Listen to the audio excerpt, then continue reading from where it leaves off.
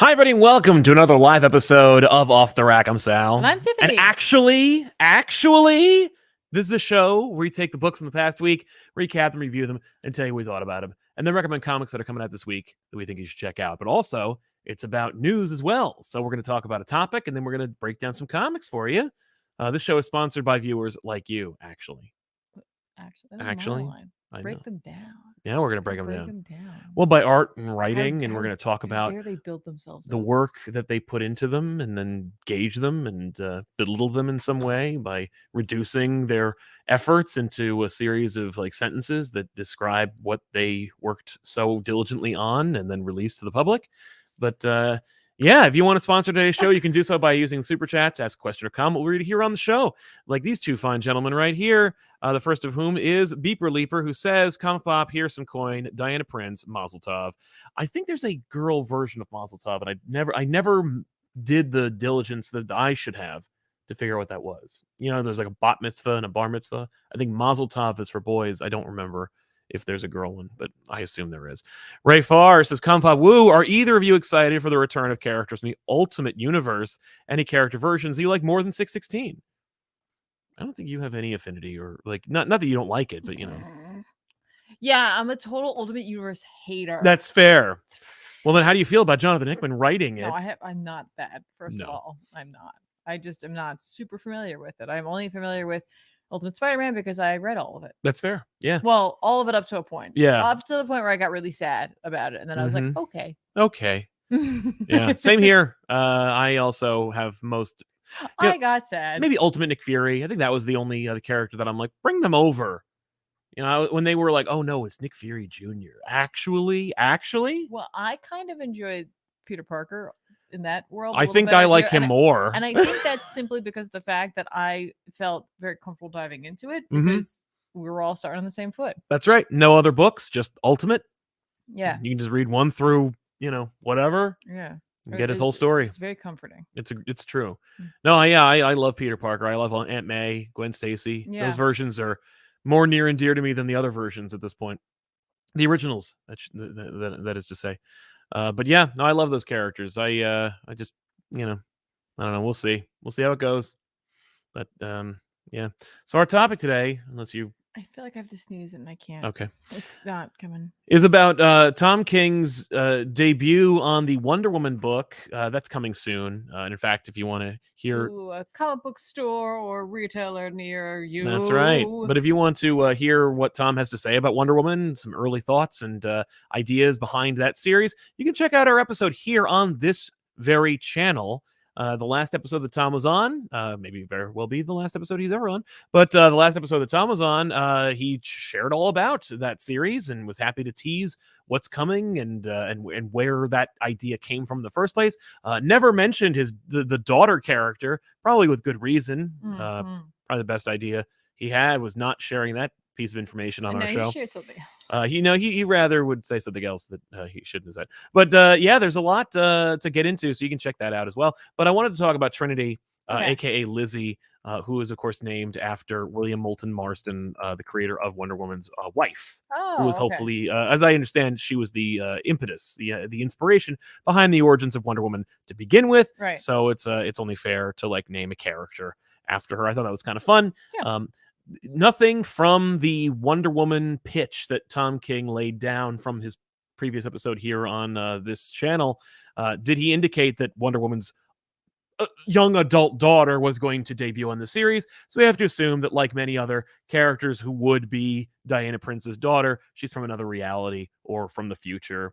I'm sure since King's writing it, it probably has to do with her coming from our future, the real future, not some evil dark future, but rather, the legitimate future. Sure.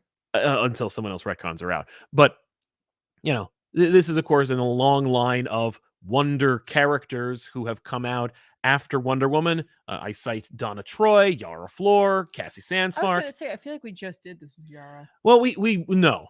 See, and here's like a young Wonder Woman, like addition to the zeitgeist of. Oh, absolutely, to the young new guard of the DC universe. Like I know it's very different. It just because it's another character to add to that mythos. It feels done Yeah, recently. feels like it was done recently. The difference is she's not directly related, and Yara Flor's book took too long to come out, and the TV show got canned before it was shot. So whatever, who cares? I guess it's a failure. Moving on.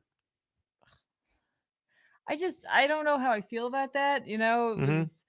There was a lot of fanfare, effort, and time, and promotion I going enjoyed into her Yara character, Flor. and it explored a different part of like the Amazonian mythos Lore. as well. Yeah. You know, like taking it to a different location on the planet. And that's kind of neat. Yeah. That being said, I saw some flack thrown King's way regarding all the other Wonder characters and said, what about this character, this character, this character? Which normally I find to be kind of annoying if it's in a conversation about something else. You know, hey, we're talking about this new book. I'm writing it, and here's this new character. What about these other characters? But at the same time, it is the would-be successor to the Wonder Woman legacy, and those characters were also the would-be successors to the Wonder Woman legacy. So I guess it is worth the conversation. And he was quick to say, that those characters will appear in the run, and they have a role to play. My guess is it getting out of her way. Probably. Sincerely, I do believe that those characters will appear, but that, and I appreciate this, that King's approach is, they want me to write Wonder Woman. Now, when there was no daughter in the equation, I figured this is going to be awesome because King is just doing a straight up, let's focus on Diana. Right. Let's just do a story about Diana. Yeah, let's do some character growth for her. Maybe give her like an actual trade paperback people would want to buy. Talk about a character who actually could have the hallmark of what people associate as the hallmark of Tom King's story, trauma. Oh, naturally. Just he's got some experience with that. Right. Certainly. He's got a little experience with that. You know, often said to be a one note in terms of his storytelling because of it, because of his reliance on that. I mean, admittedly, everybody has trauma. Right. So there's some element of connectability and relatability. It isn't always quite the same. No, but she's a character that's ripe for it. Absolutely. But maybe it doesn't seem like we're going to get that. Well, I think we'll get that by way of seeing her surprise daughter, which is disappointing. Surprise daughter. Now, and the other thing is that to bring up the fact that this seems like kind of tacked on, kind of a surprise out of left field. Both Bruce and Clark have children at this point. I think it's not fair to say, well, where's this daughter coming from? I mean, come on. It's like the 2/3 of the Trinity have children at this point. But they don't all have to. Well, no, but they all more or less do. But they don't all have to. And it used to be that Bruce did. Yeah. Bruce was the only one who did via adopted children. Yes, that's true. And then that wasn't enough. So he had to have a real son. Yeah, real son. There was in terms of the way that the Amazonian society seems to work. Yes, it's a big deal that her mom made her from clay or from Zeus or however you want to say that she came to be. I feel like it's interesting that the society itself, they're all related in some way, in their the way in which they work. They're all sisters. They're all whatever. Exactly. So I don't know. I just never really thought about her having a child. I would never. We've seen it before. We've seen it in Elseworlds, they'll have a kid or whatever. It's true. It's been done, but it was never something where I was just like, and when will that happen? No, I've never thought it. But I wonder if that's because I never think about Wonder Woman anyway, or if it's because, it's just not intrinsic to her character to have a. I mean, she hasn't had her love interest is Steve Trevor because there are so few. Right. When I say that, I don't mean she's currently ensconced in a relationship with Steve Trevor. I mean, when you think about it, there could be an argument for Superman where it's like, oh, his true lady love is Lana Lang. His true lady love is the Lemuria girl from the ocean. His true love is Lois Lane. You can make an argument for all those. Batman, same deal. Talia, Catwoman, Vicky Vale, if you're a big fan from the original movie. There's a lot of options you can think of. With Wonder Woman, it's so rare to see any kind of relationship stuff that there's no argument, there's no discussion. So to introduce secret daughter and introduce secret relationship, secret it's key. It seems a little tacked on. But look, she has 3 lassos. Right. And that, I guess, is why she's called Trinity. A lot of speculation, I'm sure, that will be explained probably shortly into the run. Right. not unexpectedly, because of course Daniel Sampere, who is the artist on the upcoming Tom King Wonder Woman series, is also the credited as the designer for Trinity. So I assume that she'll be introduced fairly quickly into the run. Yeah, you know what it is too.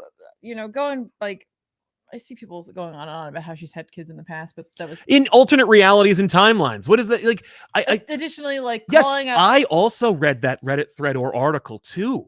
I was gonna say additionally, like Lita/Fury. Yes.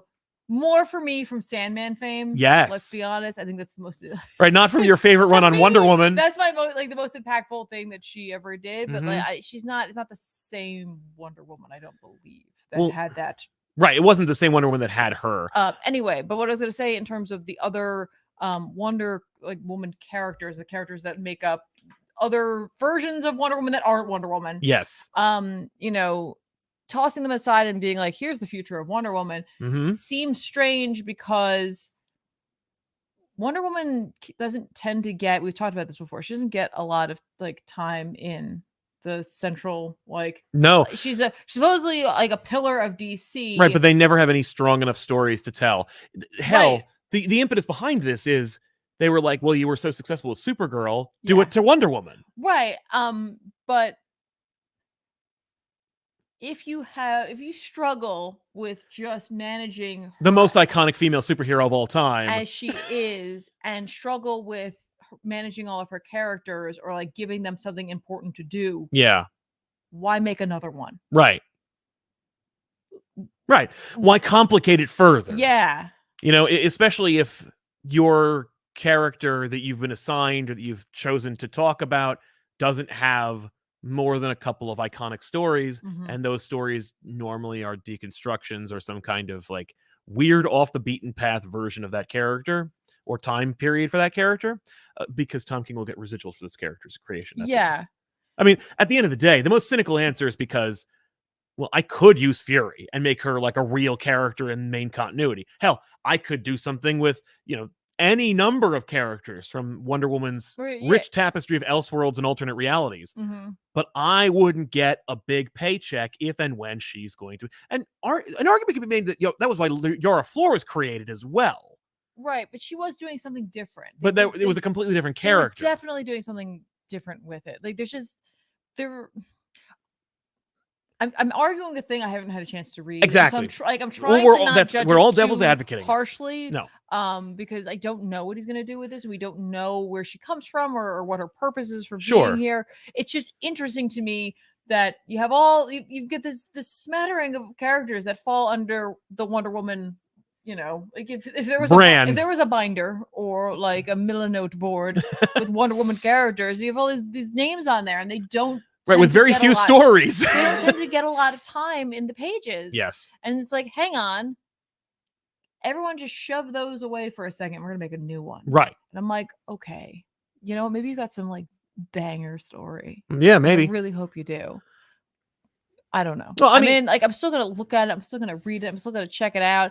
It's just, Supergirl was so strong, but Supergirl was also a mini.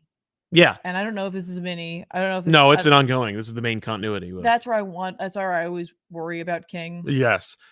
Just in general. If it was a mini, I'd probably be like, all right, hold on, everybody, let's see where this goes, because maybe she's some sort of alien whatever, and it's not real, or it's some Greek deity pretending to be. No, we all know what this is. But I mean that in a mini you would expect twists, turns, or whatever. But if it is going to be an ongoing, I don't know. Yeah. I don't know. We'll see. I'm just. It's interesting that they're like, hey, let's do this. Also want to call her Trinity, which is often what we associate Batman, Superman, Wonder Woman as. So Well, and of course she will be lumped in with Damian and John if and when they decide to follow that logic. I see she also has 3 lassos. Yes. One representing Wonder Woman, one representing Batman. Right. I'm sure one makes you lie, or one makes you, whatever. Hopefully, if she's named Trinity, she'll inherit, the strength of her mother, the money of Bruce Wayne, yes, and the farming abilities of Superman. There you go. I mean, look, if you look at Batman, Catwoman, Tom King did the exact same thing, where he was like, look at the new Batwoman. And it was just an alternate future version of Helena Wayne, the offspring of Batman and Catwoman. Mm-hmm. So it could be that in the Wonder Woman book, we flash forward to like a future of Wonder Woman where she follows the logic or the story that we're following now. Mm-hmm. And down the line, we introduce Trinity. Sure. You know, and we're looking at her appearance as a window into a possible future, but it's not in main continuity. Via seagulls. Hopefully there's seagulls, not albatross, because because that's a harbinger of doom. Only if you kill them. That's right. Which of course she will, but with one of her many lassos. But like, I don't know. I'm not enthused about this as much as I'm enthused about the idea of Tom King and Daniel St. Pierre just doing a Wonder Woman book. Yeah. And again, like everyone would probably be able to predict, I don't like polluting an already crowded grouping of characters or families. And also, as we've pointed out numerous occasions, you and I on this episode, Wonder Woman is so bereft of classic trade stories as it is, and you're going to do one where G. Willikers, she's a mom now. Like, what a obvious thing to do, but also what a damning thing to do, because, of course, as King probably knows himself as a father, once you become a father, you become the stage for your child, so it's no longer about you. Mm-hmm. So, like, why would I care about what's happening to Diana when the fulcrum upon which it all rests is this this next generation character? Right. And it's funny because I feel like on this show we often end up talking about new characters, and I don't hate new characters. No. I hate inorganically introduced new characters. That is what it feels like. But we don't know this. We don't know. It's no, but they're also, the problem is, and I think the reason why it's putting a bad taste in our mouths is because they were like, ladies and gentlemen, here's this character with no context. They are doing Give me the accolades. Yeah, no, the marketing for this seems to be rested entirely on her shoulders. Just look at her. Yeah, I mean, the art's great. The art's great. No, the art on her is great. The art for the preview pages for Wonder Woman, which I've seen over the last month, have been fantastic. Yeah, that's good enough. Wonder Woman standing against a tank is awesome looking. I want to see that. And also, let's complicate DC further. Yeah. You know?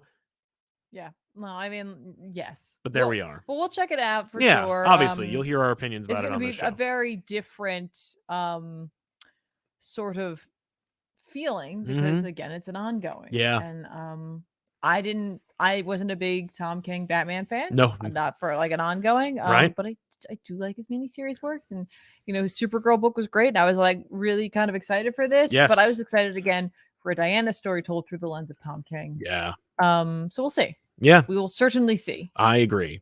Joey Amarim says, first time catching you guys live in a long time. Which Dawn of DC book has been your favorite so far? Thanks, guys. As far as Dawn of DC, Joshua Williamson's Superman book. Oh, yeah. Okay. Yeah. Has been the best for me. But I am really excited because next week there's a bunch of books that are coming out. Is one of them this Flash? Week. I don't think Flash is coming out this week, but Batman Brave and the Bold from Tom King and Mitch Gerads is coming out. Ooh. And ka-ching. I don't really like Tom King's Batman, but I'll read that because I also loved Tom King and Mitch Gerads on the Riddler story you didn't like. Max says, hey guys, hope you're well, fellas. Do you like any manga? I know it's not the point of the channel, but I realized I never heard your thoughts. We talked about this on a number of occasions. I don't. Tiffany, name your mangas. I do. I think the answer is yes or no. Yes. To some degree, I definitely do. I like a lot of the Eastern storytelling tropes. I like the challenge of retraining my brain to read them. If after reading too many Western comics to go back to that and read them the other way through. I love the textures and like ability that they have with art to tell the story in as quick a way as possible because manga is historically known to be an art that has to be done quite quickly at a fast pace in order to get books published. Right. But also to do so in a black and white and grayscale. Oh yeah. It's something that we don't embrace here in Western comics typically. Nope. Typically you really want to see that full color. Yep. But the textures they use and there tends to be a lot of like there's a language incredible detail at yes. times and like it can be grotesque or beautiful. And I just think there's something to be appreciated there and something that even if you're not a fan of manga, it's worth to check them out sometimes just to, clench your palate a little bit before jumping back into some Western books. Yeah, I'd say that. So there are a couple of books that came out this week that we're going to talk about. Right. Would you like to begin? I'm sure you have more than I do. Well, I can rapid fire really quickly. Yeah, please. Yeah. This is good. Yeah. At this point, it's so hard to review Saga from Brian K. Vaughan and Wait, Fiona there you go. Staples. This is good. Right? Wait, I'm on the side because I'm talking about it. That's true. Yeah. This is a fun book. I've come to realize why I'm really connecting with this. I don't want to. Again, you can't talk about this book anymore. You can't talk about it without spoiling it unless we have like a Saga ongoing show and or book club podcast where we just talk about why Saga is so important. But it is. This is one of those books I think is hopefully going to have a very long half-life of just lasting through the years as an examination of families. Yeah. And it's just a good book, and constantly, like I said, it's always keep me in check of like, oh yeah, that character. Oh yeah, because he's got a back pocket. Oh yeah. I can't even imagine. In my head, it's like Pepe Sylvia. That's the type of board Brian K. Vaughan has in his house. Yes. With all of the characters, all these Saga on it. But it's so good. Yeah. It's different. It's different. Well, that's it is good. 100% different from where it started. From like issue 1 to here, so much has happened and so much has changed. Yeah. But characters have grown, and it's not like they forget that they've grown. Right. Staples and Vaughn are on the same page that we will let these guys grow. We will let them change. And unless they have a damn good reason to not act like that anymore, they will continue to act the way that they do. Cool. And I really appreciate that. I love that. 60-second comic book facts says, just wanted to send some love and thank you all for the hours of entertainment. ComicPop is truly the best comic channel around. Thank you very much. 60-second comic thank facts. You so really much. Appreciate it. Baragian helping us out. Thank you very much, Baragian. Cat Larry Flynn for treats. Did you see Pepe Larraz's tweet about AI art theft? Excellent question, especially because we did, and Tiffany has something to say about it. I did. I retweeted it. Because not that like my voice is so much louder, but like every little whisper, and he did like it.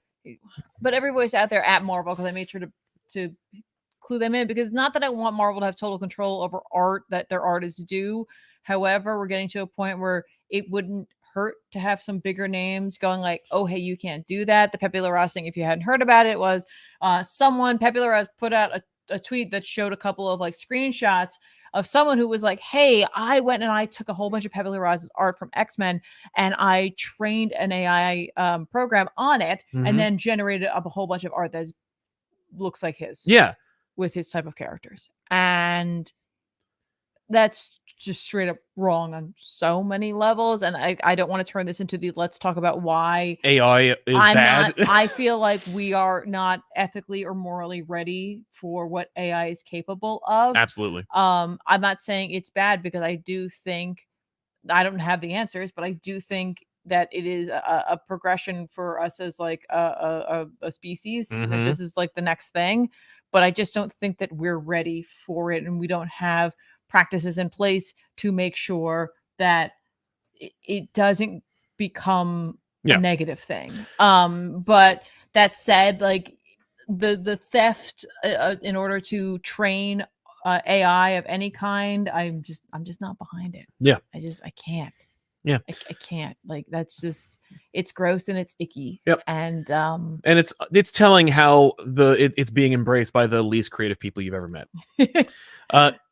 Who are also just deeply resentful of the fact that there are people out there who are creative than them. They just show up. They just show up to yell. Oh, they're always there about it. Oh, hey there, dinosaur. You're against the future. It's a tool. No, you're a tool. No. This is theft. There has historically, there's been moments like that in which it's like something new will show up. And it's scary and new. And it's scary and new. And the people who aren't ready to move to it yet are shouting it down. Yeah. And like, that's not, and that's why I'm always careful to say that, like, I think AI is good, and I think there's something positive can come from it, and it can help to, reduce your like grind every day. Like, there are certain things that we all use day to day that have AI involved with it. And I'm not saying we should do away with all of it. No, it's just, we are not there ethically yet. Right. Yeah. And like, we need to catch up. Yes. It's true. Josh Wallabaugh says, I appreciate you guys. So here's a little something from this fan, this sponsor. Thank you very much, Josh. Happy to have you as a sponsor. Thank you. Baragian returns to say, listen for a few years, just graduated with a history teaching degree. Thanks for the great times. Thank you, Baragian. Congratulations to you. Good luck. Yeah, enjoy. Like, when you get into the classroom, enjoy. Yeah. Cat Lair will defend for treats. For me, Clark is the dad of superheroes, hard to live up to. Bruce is the super cool uncle. Diana is the protective big sister who makes you feel secure. I mean, there's any number of ways you can interpret the Trinity and how they play a role in each parent or every child's development. I mean, I'm cool with that. Yeah. Ray Farr to new Tom King mini. I'll get the tissues again. Oh no, it's not a mini. No. Yeah. I mean, it becomes a mini, which I have no doubt in my mind. Denial, is anyone else worried Trinity is going to be revealed to be a clone commissioned by Waller as a weapon by Cadmus or some magic creatures nonsense? That'd be okay. I don't expect that to happen because Tom King is not exactly what you'd call a team player when it comes to his stories. Doesn't believe in magic. Onward. I don't think so. Not that he's not a team player. He works for the company, but I don't think he's working with Josh Williamson to set up the next phase of the Waller initiative in the DC dawn of whatever the hell. Fair. Barry Busan says, as not the biggest King fan, my only positive from this news is Trinity has a really good costume. More than Helena Wayne, at least. My money is on Steve as the dad. I mean, safe bet to make. I assume that she came from I think she might be blonde. I don't know. Because I was going to say maybe she came from the alternate future where Bruce and Diana were trapped. It's hard to tell because it's very stylized, exactly, with the light. I don't know. We'll find out. And Phantom Flame, make her a good version of Cull. What? Exactly. Batman and Wonder Woman. Who knows? And Samuel Summers, please do a Saga book club or back issues on it. Now that'd be fun. So yeah, I read Daredevil this week. Wait, I have one more. Okay, great. No one's I was gonna couch those and you weren't reading the super I'm sorry, chats. Yeah. Real quick, I read Phantom Road, this number 3 this week. Jeff Lemire writing this one. Gabriel H. Walta on art. Yeah. I just love this book. Mm-hmm. I read this issue and I was I mean, we talked about it last time, or how much I loved this cover. Yes. I love everything about this. Was Billy Bear. They're in the comic, their shirts. I want that shirt. Hey, Jeff, give me Billy Bear. Get that shirt going, honey. Yeah. No, but this I like this book a lot. Good. All right. I really, really do. It's got that, like I said, that creepypasta style story vibes going on. But now, we've introduced an FBI agent, and naturally I can't help but think Twin Peaks. Oh, sure. I don't know. There's no way they're not thinking that too. But yeah, I really am enjoying this kind of slow burn on this. Yeah. But it's creepy and I'm here for it. All right. Chip Zdarsky and Lynn Yoshi and Rafael De La Torre, I believe Jason Liu and Lynn Yoshi worked on the backup story, but Chip Zdarsky. Lynn Yoshi? Yeah. We met her one time at one of the Comic-Cons? Yeah, no way. Comic Fest. Oh, that's cool. And I had I don't know where it ended up because it got wrecked during something, but I had a little Sailor Jupiter drawn by her. Yeah, it's over there. Oh, I still have it then? It's on the wall, I think. Hooray! Yeah. The main event here is Daredevil number 11, which of course continues the whole story of Matt's decline and development. This is the first time we get a really good look at this third new costume for Daredevil in this run, I think. More costumes for Daredevil. Yeah, I would think that this would be predictable and frustrating, or it's heading in that direction, were it not for the fact that Zdarsky's name is on this book.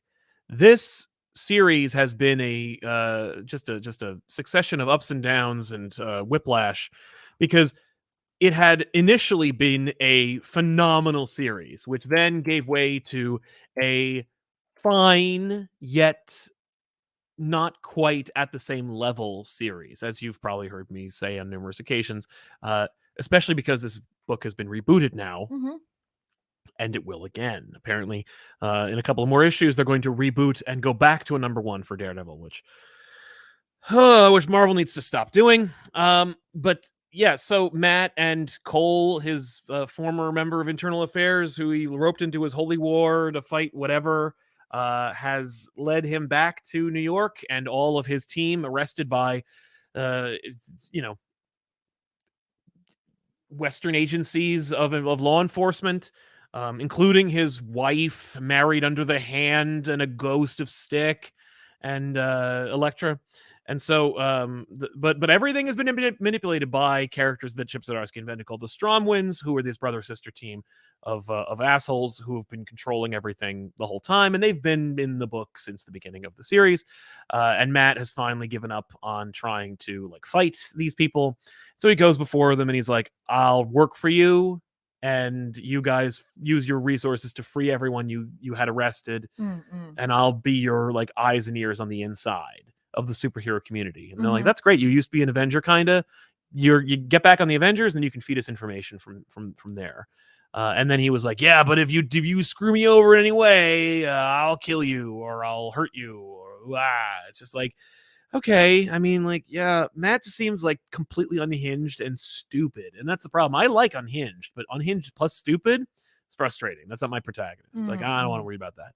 But I also think that because it's Chip, we're going to see a subversion. There was an arc earlier that ended in which Kingpin was dethroned from mayor of New York, and so they were that's a major feat. Yeah, I know. Yeah, because he's Kingpin. That's right. Well, there was no one in a bikini able to choke him to death. But so the strong ones were like, "We've set this up. You're going to be the president." And then that doesn't happen. It's like, "Oh, that's a great status quo, new setup." And then he just pulls the rug out and he's like, "Nope, we're not going to do that." So I think in this, it's like he's lulling the Stromwinds into a false sense of security of like, this is the new status quo, which, by the way, if you want to talk about like brooding, New York-based, Judeo-Christian inspired mainstream comic book characters, we saw that already when it was called Spawn, because there's a whole arc where Spawn's like, "Hey," because Matt is in the exact same position as Spawn. There's a whole arc where Spawn is like, I made the deal with the devil, and then I gave him the finger because I'm a brooding douche who wants to be back with my wife, and then I used up all my powers and I'm back in hell, but put me back on Earth. And they're like, "Why would I ever do that?" And he's like, "Because I'll work for you." And they're like, "You used to work for me. Why would I ever take that deal?" And he's like, "Because I pinky swear." And they're like, "Okay." And then he doesn't. And it's like, that is exactly what we're getting with this Daredevil book. Okay. So my, not that I think that Chip is like, man, I love that arc on Spawn. I love Spawn issues 55 onward. But I also think that I think that Chip is playing a greater game. We're playing checkers, he's playing chess. So all right. But otherwise, the art's fantastic. The art in this was great, and fun, and and I'm glad Matt's cleaning things up. He's like, and he's taking on all of these, doing the thing. He's like, "I'm taking on all of the sins of my crew, and I'm gonna, yeah." So okay, that's it. But again, it hasn't been the heights that it used to be. So there you have it, Daredevil. Which is a book that I've been championing forever. Nikki T. Hey, Sal and Tiffany, got a pitch for future Elseworlds exchange episode, DC 2099, not Batman Beyond, style something different. Love it. It's such a good idea. I wonder if we've already done it, but if not, we will do it now. Nice. Bryce Harriet, thank you so much for your help, man. Trash Cam, keep the change. Will do, you filthy animal. Thank you very much. Tubez the One. Before this, I want a retroactive Super Sons book where Wonder Woman babysat the two on date night and Damian tries to challenge Diana to a fight. I would love to see that. I would do one better. How about just Damian is trapped on Themyscira, or is safeguarded on Themyscira, like they hide him there. Maybe the League of Shadows wants to finally assassinate Damian, like once and for all. And Bruce, I could put him on the one place. There's no way the League of Shadows will ever meet him.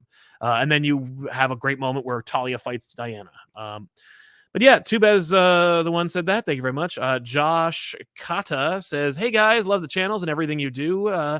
Quick question: did Punisher finish up? Not yet, but it's got I think 1 or 2 more issues left." Wow. Yeah, and wow. I've been loving that series, despite the last 2 issues that were like, "Oh, that's where you're going with it." Okay. Phantom Flame, if DC characters move forward more, how could Wonder Woman's story or hero arc conclude? Her becoming president of Earth or the Amazons, or I don't know, Perpetua? I don't like the idea of Wonder Woman being a god. I don't like the idea of Wonder Woman becoming gold and punching a big grumpy, like badly designed character. But meh. It's not my kind of thing. I would rather just read one Wonder Woman book that I would be very excited by. Like, and I don't know what that is.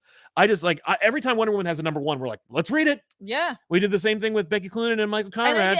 And you were like, all right. And then eventually they went off the beaten path. You're like, get out of here. No. They just, they went to a different arc. And that's what arcs are for. Yeah. In a way, you get on, you get off the bus. And I got off the bus. Yeah. Because I really, really, really enjoyed the arc that I read. Like, I enjoyed the hell out of that. I know. And then I was like, okay.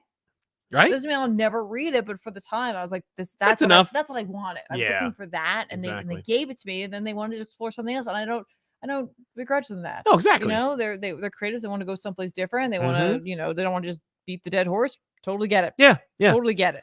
And a lot of folk really did like it after that. Totally. I liked the vibe. You preferred the other vibe. I did. Peach, just want to say appreciate you, Peach. Oh, Thanks so much, very man. much. Bryce Harriet, hello, Sound Tiffany. Thanks for being great. Well, thank you, Bryce, for your support, man. R021XX. So Al Ewing is writing Thor with a new number one. Yes, I hesitated to bring it up, but Donny Cates is off of Thor. And so Al Ewing is getting a book called The Immortal Thor. He's going back to the original costume.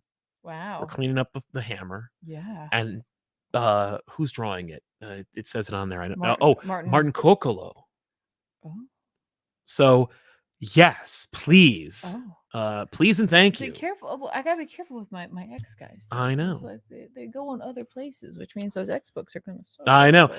But I think I'm glad for that. Exactly. I really, really am. Yeah.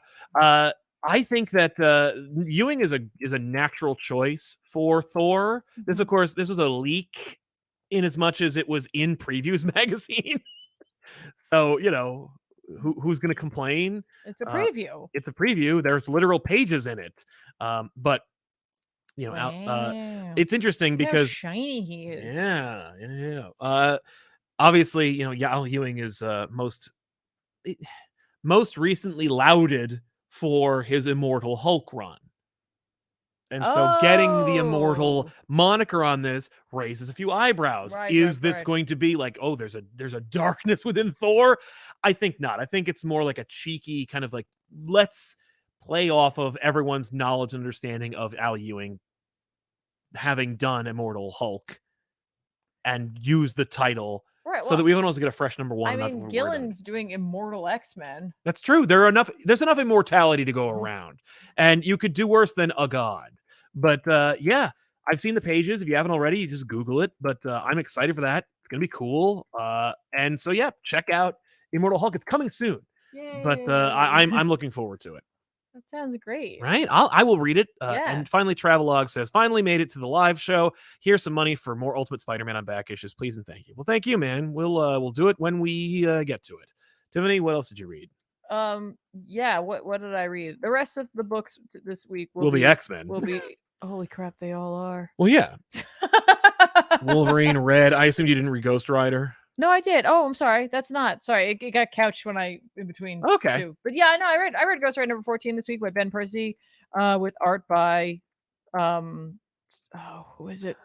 It's Corey Smith. Yeah, art by Corey Smith, and no, this is it. Listen, it's good. Is it like? Is it what you've been waiting for? I mean, we got a lot more backstory as to what has been going on with Danny Ketch. Good. Okay. And that's really cool. Basically, it's like here's the ongoing story for Johnny Blaze, right? And then we'll cut back to what Danny Ketch was up to 6 months ago, 3 months ago, 2 months ago, and so that story's catching up. Cool. To right now. Okay. And I'm like, oh, okay, things are actually pretty dire for Danny, and I'm looking forward to seeing how this kind of wraps up and what we do with it. Great. Because there's some interesting opportunities here. Yeah. I don't know which way we're gonna go, and I don't pretend to know. I'm gonna let Ben Percy tell the story to me. Yeah. It's a very different way in which he's writing this compared to his Wolverine. Mm-hmm. Yeah, I would hope so. But they have like, it's funny because they have similar feels for art. They're a little grittier looking, both of Yeah. them. But it just has a different tone because it's a Ghost Rider book. So it's there's like naked, not quite naked ladies, but like Yeah. clearly naked people, but you can't see anything Right, of in course, good there, Marvel and book. like implied sex occurs in it, because Yeah. it's Ghost Rider. Right. Good.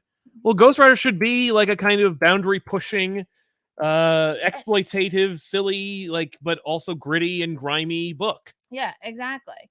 Now I believe I didn't read the like that this is where this all was coming from, but in the back of all the Marvel books, Mm-hmm. there have been backups. Yes. And I believe that they're celebrating Asian American and Pacific Islander Heritage Month. Oh, which yes. is Daredevil had a backup May. as well. Yes. And I think they're all focused on a Asian. character from the book you're reading. Yes. Teaming up with.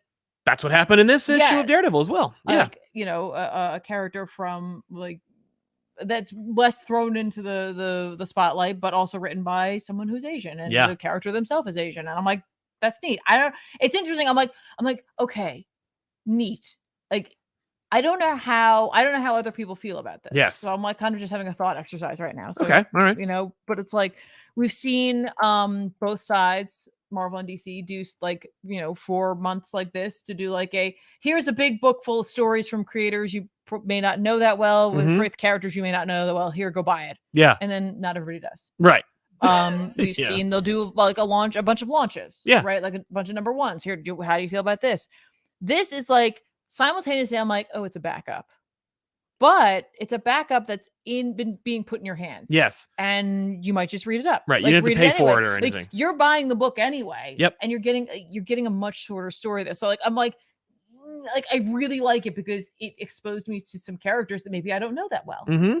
One of them I did. But this one I didn't. And I was like, hey, that's neat. Yeah. So the backup was called Memories of the Tide, written by, I'm so sorry, everybody, for my horrible pronunciation, by John Sway, with art by Tadam Gyadu. It has Johnny Blaze in it. So, he's, the guy yes. but it's not his story. He's the guy Yep. And he's going to, talk to the character you probably don't know. Mm-hmm. I didn't know, and I want to make sure I get the name right. Because he has like his regular name, but then also his like superhero name. Yeah. Like his regular name, I think, is Taiwan. I'm like, yeah. And his superhero name is, oh my gosh, where is it? I'm going to find it someday. Regardless, it's a solid story. Yeah. Like, I really, as short as it was, because don't forget, they're short. So you don't have a lot of page real estate to tell the story of it. That's it. Guki of Tiger Division. Again, apologies. I'm really bad at pronouncing things, even my own languages. Yes, words. exactly.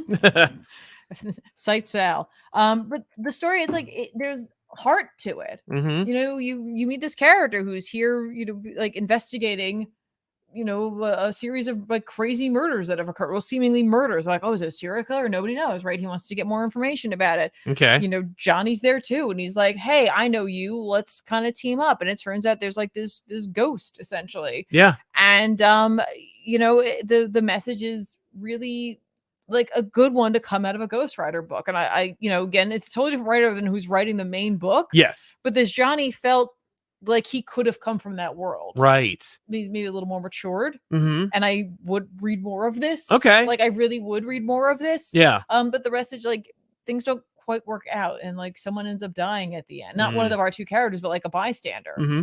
And the lesson is like we save as many as we can. Yeah. Okay. And like that's Johnny's message. Right. Sure. But not everyone agrees with it. And like it was just a good story. And I was like, oh, it was nice to be like seeing Johnny in that role where he's almost like stage like. We see that often. Yes. Especially we just finished Midnight Suns. Robbie, is the next the Ghost Rider for that game. Yeah. And Johnny is an older character and has his own wisdom. So it's interesting to see him in that role. But like the backups themselves, I I was like, I thought I liked it, but then I felt weird because I was like, oh, how do I feel about it being a backup and having so little page real estate? But I was like, the small amount of page real estate in more hands, yes, could be more powerful. right. I don't know, and it's not my call, Right. But I enjoyed the 2 backups that I read this week, because there was that one, and then the other one was actually in Wolverine number 33, written by Ben Percy with art by Juan Jose Rip. Yep. And the backup was by Jean Lewin Young. Oh, lucky. With art by Peter Gwynn. Mm-hmm. And okay, so the Wolverine book itself is like, hey, Wolverine's hunting for beasts. But do you remember he had that friend in the book earlier? He worked for like the government, had a daughter. The guy ended up like giving up Wolverine at one point because he needed to save his kid. Yeah. Yeah. So like they've been on Krakoa. I totally forgot about them. And you know, Percy's like, hey, don't forget about him. Yeah. And I'm like, oh yeah. He gets involved again, and Maverick obviously is going to be here, and he manages to actually like cover his tracks, take out a few beasts or a beast and a bunch of Wolverines. Okay. And get Wolverine out of there, and they're going to team up. Okay. They're going to team up and hunt down Beast. Meanwhile, we have his friend who has contacted his employers and asks for additional resources. He's going to go on one more field op. Here we go. Going to do his thing. And they're going to take advantage of this and obviously try to use him to find real Wolverine. Sure. So we'll see how it goes. Okay. It's just the tension is mounting. That's Damn what it. this issue was. Because the cover really looked like it was going to be more of Beast versus Wolverine. Yeah, well, I mean, it is in a way. Yeah. It definitely is in a way, because there's a moment where like there's also an exploration of main Beast who has gone back to the like Beast, like Wolverine Beast hair. Yes. You know what I'm talking about? His real hair. Yeah. His real hair. Classic Beast. Yeah. Right. And the other Beasts look like his clones have the, you know, Krakoan slick back Beast with the glasses. Yes. Look. And there's a bit of an examination of how they're starting to feel less than him. Okay. And they don't like that, but Beast has like ears everywhere. Yeah. And some of the Beasts note that they're like, you know, even the fact that we have to wear glasses and he doesn't, he specifically made it so that we were like nearsighted. Yes. And he's not. That's funny. And like they're starting to notice it. And a few of them get a little too stepping outside their zone for him. And he has the like Wolverines take them out. Oh. So that cover's not a lie. Okay. There is technically a Wolverine versus Beast. Yeah. Yeah. Right. That cover's technically not a lie. But yeah, this issue is very much tension is mounting. Sure. Okay. I'm like, you got to have those. Yes. That's fine. Yeah, you need to build it. That's fine. And the backup was great. Right. Because it's Jean Lewin Young writing a Wolverine story about how he teams up with Deadly Dagger or Sister Dagger from Shang-Chi. Okay. Oh, so yeah. And you're like, yay! I am like, yay. And the book even cites, they're like, hey, these two characters met in the run, like in the Shang-Chi run. I'm like, that's right, they did. Right. And the two of them go on a little adventure together. Yeah. And I was like, I would read more of this. I really like Wolverine dealing with her. Yes. You know, it's reminiscent of Jubilee, except she's deadly. Right. I'm like, I want a super deadly Jubilee. It's like Damien, essentially. Yeah. But it's her. I was like, yes. Okay. How do we make that happen? How do we get Jean Lewin Young on like either a mini or an ongoing I don't of understand those two characters? why Young isn't on the X-Men books right Dude, now. I don't know. They should just give him a book. I don't know. And it doesn't have to be Asian inspired, by the way. It could be whatever just he be wants. A book because he's great. He can write whatever he wants. He's an agree. excellent writer. And I kept going. I was, you know, because I read digitally, so I was reading it in Comixology, and I was like, oh wait, it didn't go to the credits page. So I actually swiped to the end to see the upcoming books in that list. And I was like, oh, it's still going. Right. I didn't realize there was going to be a backup. And then I saw who wrote the backup. And naturally, I was like, well, I'm going to be reading that then for sure. It was excellent. Nice. So, yeah. That's cool. I should point out that the Daredevil backup, Double D hangs out with the new Iron Fist. And it was, you know, it was completely divorced from any continuity that was happening with the last 5 years of Daredevil. So it felt a little more like a pitch or like a have to do it than a really organic story. Well, but the Ghost Rider one wasn't, it wasn't leached out of anything that was happening. I happened to feel like it worked. Yeah, it worked. But yeah, the Daredevil one felt a little more. The art looked a little more like the early 2000s. Like it was good, but it didn't work tonally with the rest of the book. But it was fine. You know, it was fun to see Matt like train someone, especially as like as a favor. But yeah, so there you go. There's more, but you know, well, that's what we read. What else did you read, Tiffy? This week? Yeah. I read Rogue and Gambit. Oh, did you? Yeah, I did. yeah, I did. And how was that? It's issue 3, so we're halfway through. That's right. It's only 5 issues. Yes. So you know how I was feeling. Oh, first of all, I should say this is written by Stephanie Phillips, I believe, with art by Carlos Gomez. Yes. You know how I was feeling a little bit like, what the heck is going on with this relationship completely between the two of them? Yeah, you were worried. I was worried because Gambit definitely is doing some questionable things that I'm not 100% that his continuity is leading to some of these decisions. And in this issue, he definitely does one of those, but then it turns out he was actually doing something. We seem to be relying on that. A lot of like, I thought it was this, but it's this. But actually, he's doing this. Fine, whatever. But there seems to be a little bit more explanation as to where the tension's coming between the two of them via an info dump page in this. Well, no, it's actually good because it's a conversation. It's a text conversation between Rogue and Rocket Raccoon.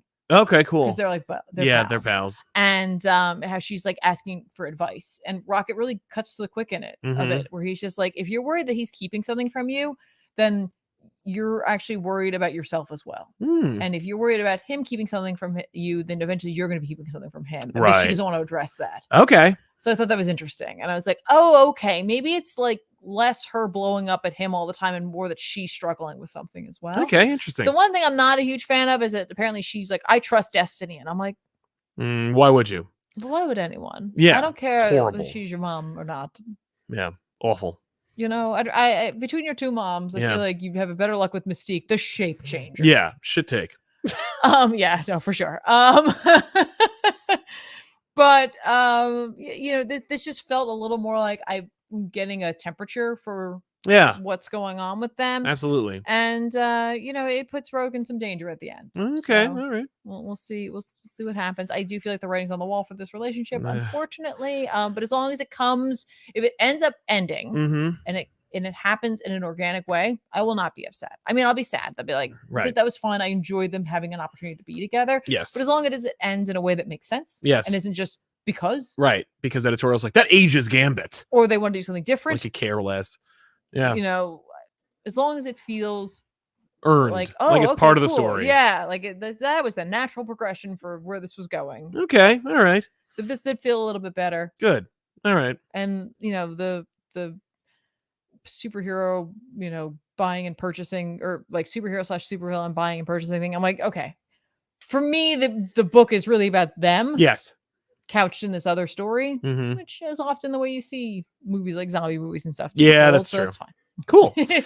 Ray Farr, thoughts on Daredevil Last Rites and possible back issues? I'd like to do that. It's an Ann Nocenti Daredevil story that we have most of, if not all of it. I got to take a look to see if we have the whole thing. But that'd be fun. Yeah, I haven't read it in a long time, if ever. I've only read it. If I've read it, it's out of sequence because I have like random floppies of it. And Phantom Flame, to you, how would a perfect Red X story go in the comics? I don't know anything about Red X. I didn't watch the Teen Titans cartoon, so I don't really know.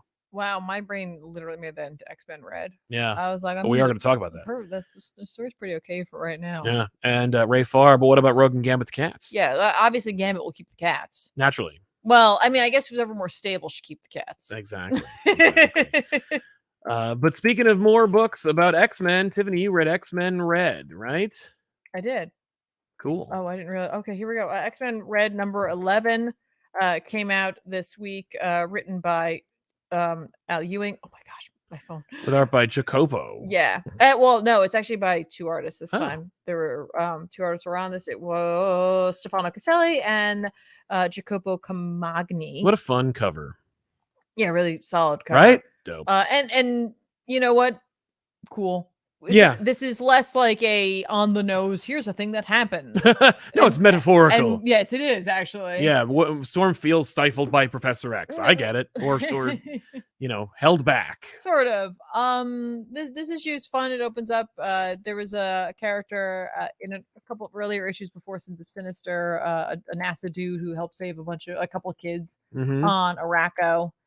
during the Uranus attack. Okay. And he's got Storm and he have a little date. Oh, okay. And it's kind of cute. And she's like, this is fun. He's just a guy. Yeah. And like he flirts with her. He can't, he's just like, and she's like, man, when was the last time someone flirted with me? And I flirted back. Like, right. She's like going for it. Okay.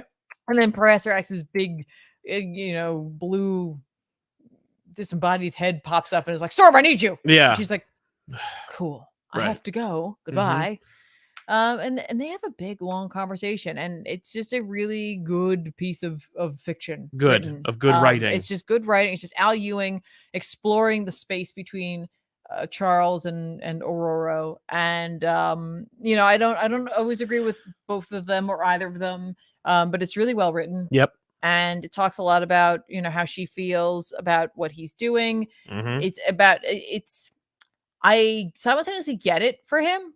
And I'm also like, but Chuck, you got to relax. He's starting a little bit of a panic attack about what happened with Sinister. Yeah. And he's just like, but what if he didn't do it then? What if it's always been in me? Then what's him and what's me? Like, where do I stop? And he began he's having like a meltdown about this, which we reveal through this conversation. Cool, okay. So I really appreciate it. I was like, that's neat. Yeah.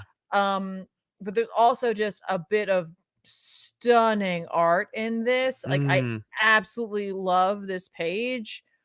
It's cool. It's just incredible. It depicts a psychic battle between Rogue and Storm utilizing Professor X and Storm. Yeah, I said Rogue, didn't I? You did. Between Professor X and like Neil Adams, but it's not. But it utilizes older panels, so it's approximating that style. Yeah. And she's like, you taught me like the red triangle like technique to prevent against psychic attacks, including yourself. Sure. And so we get to see it depicted, and it's just gorgeous. If you haven't seen it, absolutely, go get a copy of the book, or at the very least, I'm sure this is somewhere. Like, I hope so. I didn't see it out of context, but yeah, check out X-Men Red number 11. It's freaking amazing. So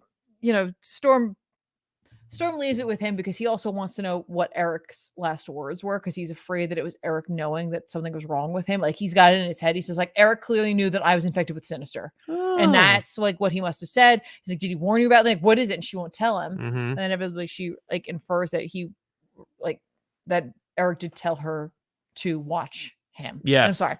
It's not Eric, because that does not, he goes by Max. Right. Yeah. And I can't help it because I'm in the same boat as Professor X, that I've known him longer as Eric than I have as Max. Because he calls him Eric, and she's like, his name's Max. He's like, I'm sorry. Like, I've just known him as this. And but she's like, his name's Mud because he's dead. But whatever. She's like, he wanted me to watch it. He's like, oh, because I'm infected. And she's like, no, well, you were. But like because you're crazy. Because you're acting like this, man. Yeah. Cool.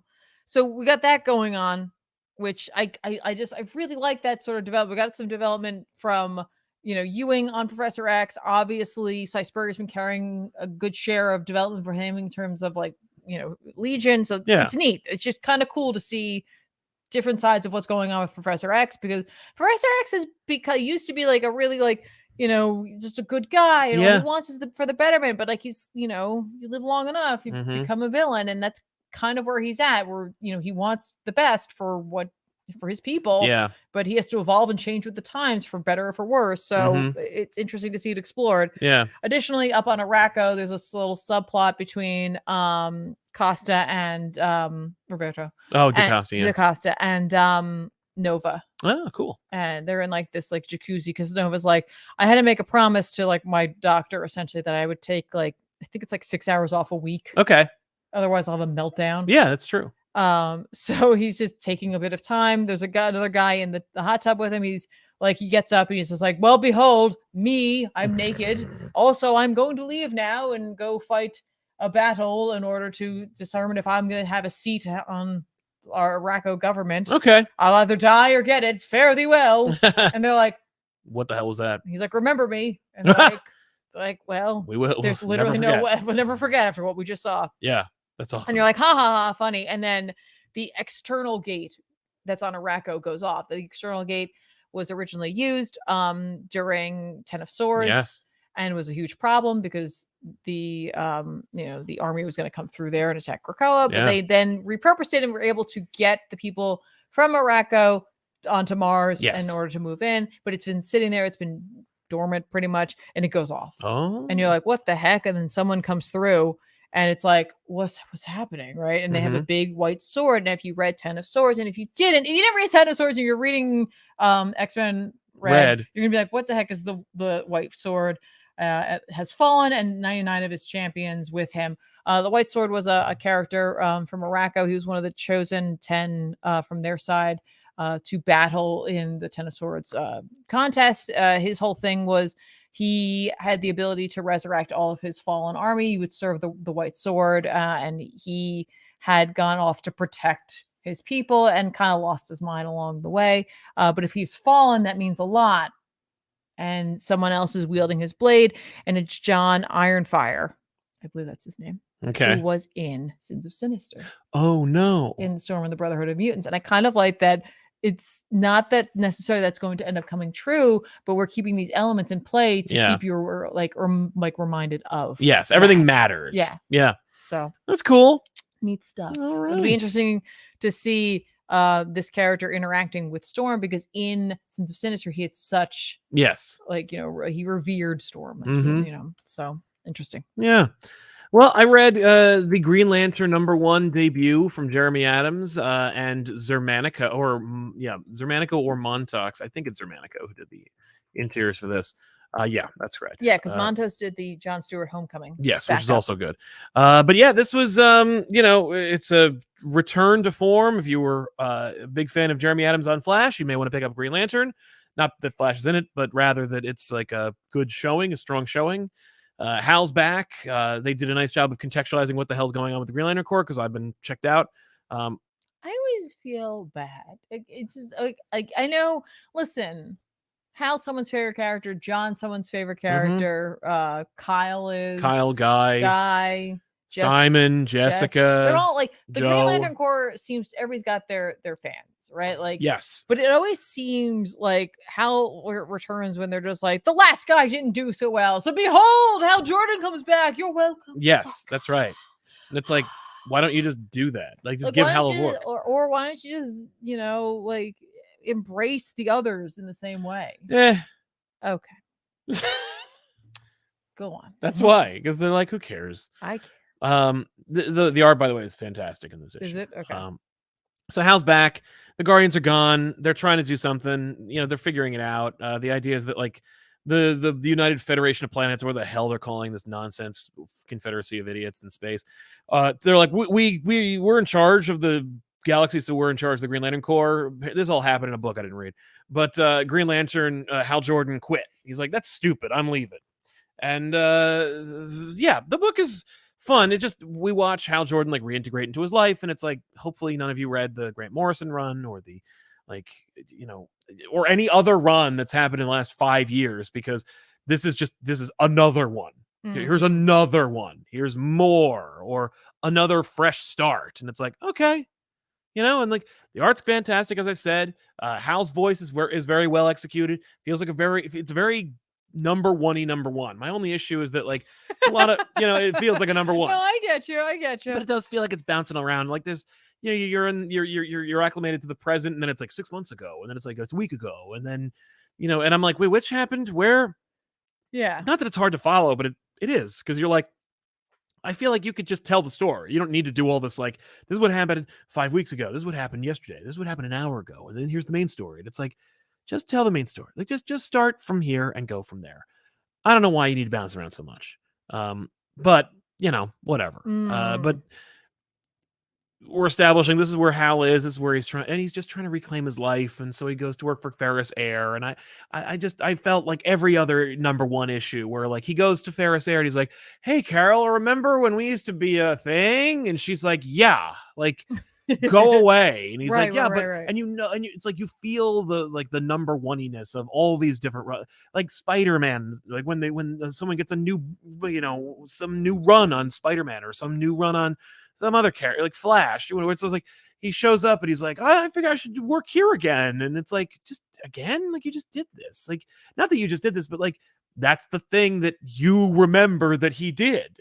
And it could have been hacky where she goes like, you can't just return to the past. But no, she's like, you can have a job, work here. I don't like you, and we have too much history. And he's like, maybe we can talk over dinner. And it's like, wait, we can rekindle our relationship, which has been on again and off again for the last 60 years. Right. And it's just like, man, if you are looking for an uncomplicated Green Lantern book, this might be for you, because like Adams doesn't give a crap about like anything that happened before that. Mm-hmm. The backup is about John, and John is like, I'm out of the Green Lantern Corps, I'm done. So he moves in with his mom, and he's like, I'm gonna help out. Okay. And then like then it Does shows he have you a ring?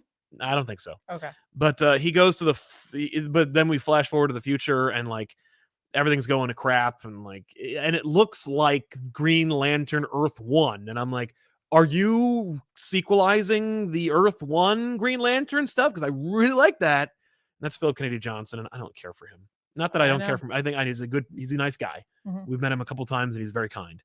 I just don't like his writing. But and so there's that too. If you want to read that, it's tough. I'm a tough sell for this stuff, but it's like, hey, do you want this? Not really. Well, what about this? That's like that's not the same thing. Admittedly, though, I know you're not like dyed-in-the-wool Green Lantern fan. Yeah. But also I appreciate that like this is a grounded Green Lantern. Mm-hmm. Like he's on Earth. He's going to be a superhero on Earth. I'm like, now you might get. But then who's the space cop? They're nobody. Okay. Or the other Green Lanterns. Okay. Who cares is what they're saying. Okay. Like, if you want to read about that, read everything that's happened over the last 25 years, because that's when all that happened. Okay. Read the Grant Morrison run. All right.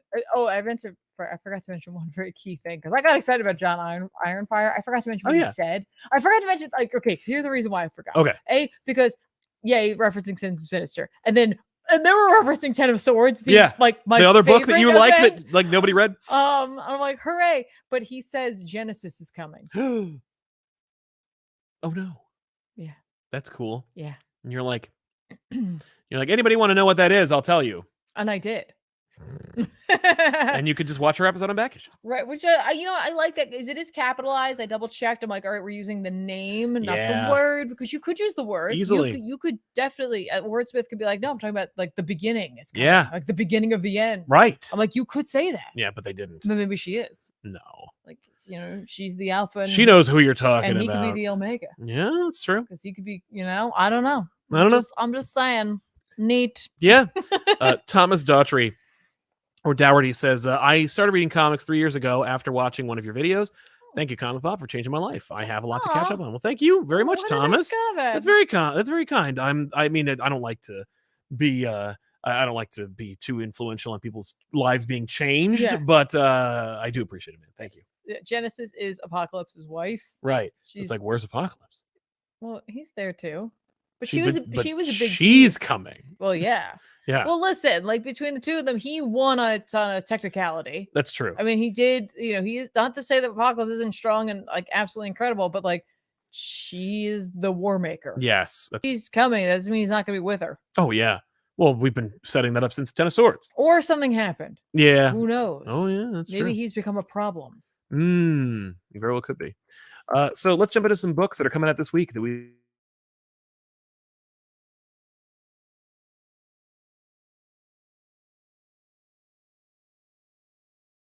That's Gary Frank.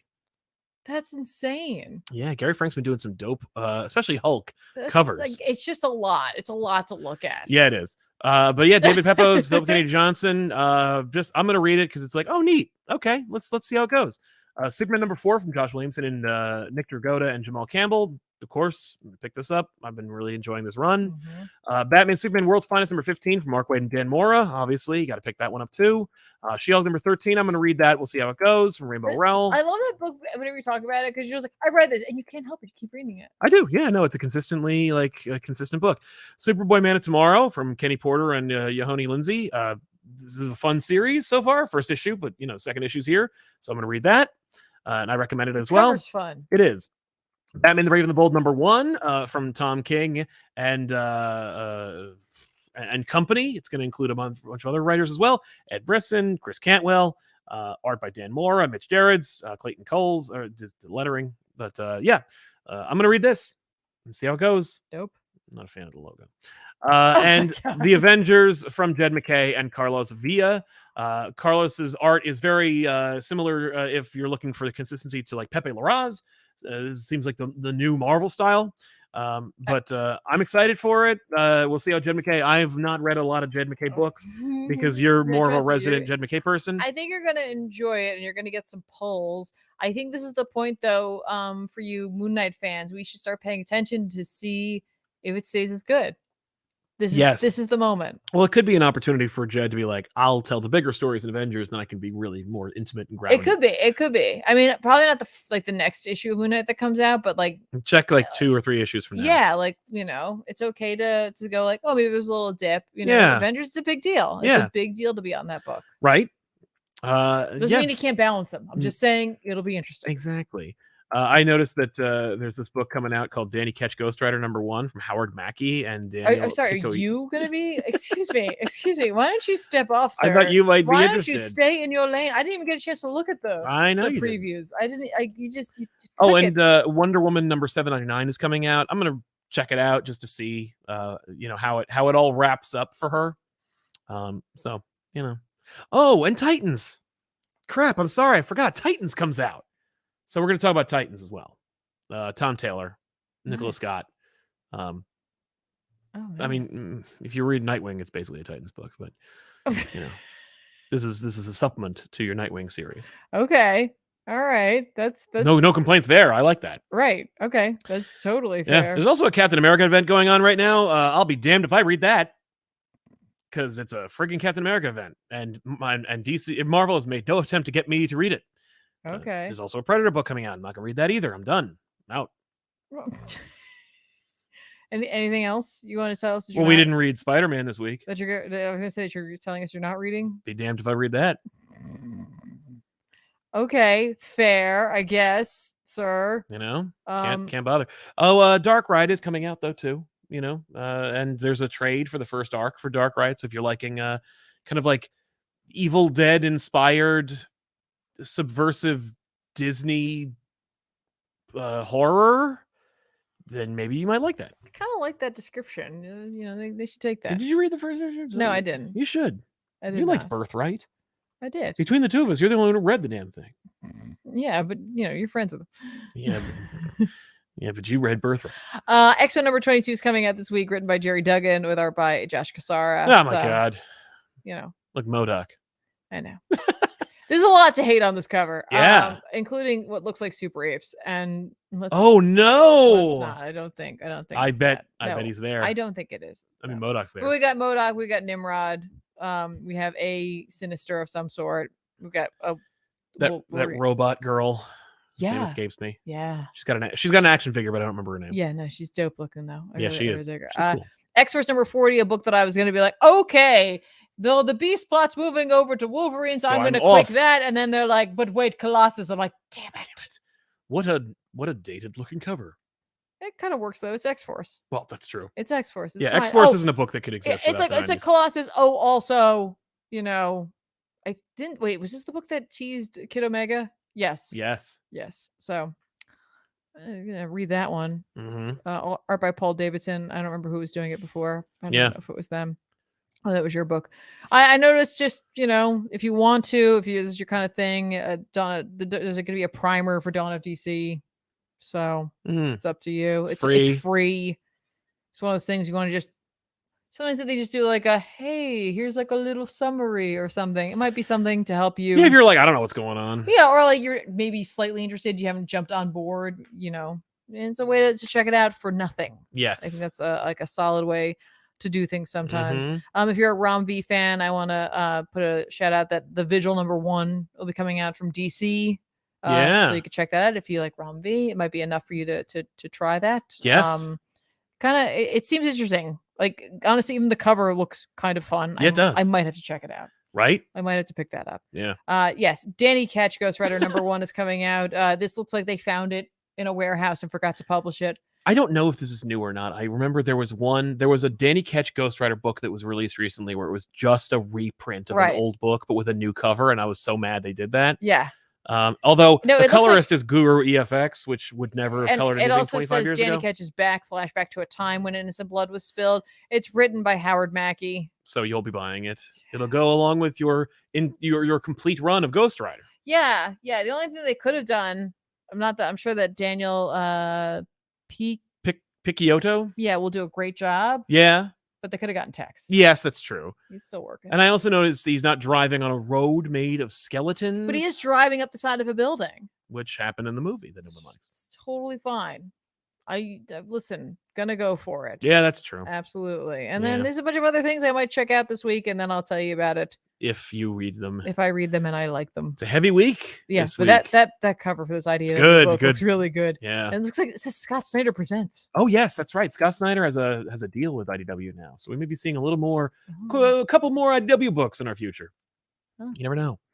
I mean, not Nocterra or anything, but thanks a lot for watching, everybody. We want to especially thank our sponsors for today's episode. Before we go, I want to mention that if you want to meet us live, you can do so by going to the Joe Kubert School of Art this Friday Saturday. This Saturday. I'm like, we're not going to be there on Friday. Don't come there on Friday. Don't go there on Friday. But yes, this Saturday, May 20th at 1:00 p.m. Eastern Standard Time. Come on by the Joe Kubert School. Go to Dewey's Comic City, buy some comic books, and then go up to the main floor, and we will hang out with you, do a show, and do some Q&A, maybe a couple of giveaways.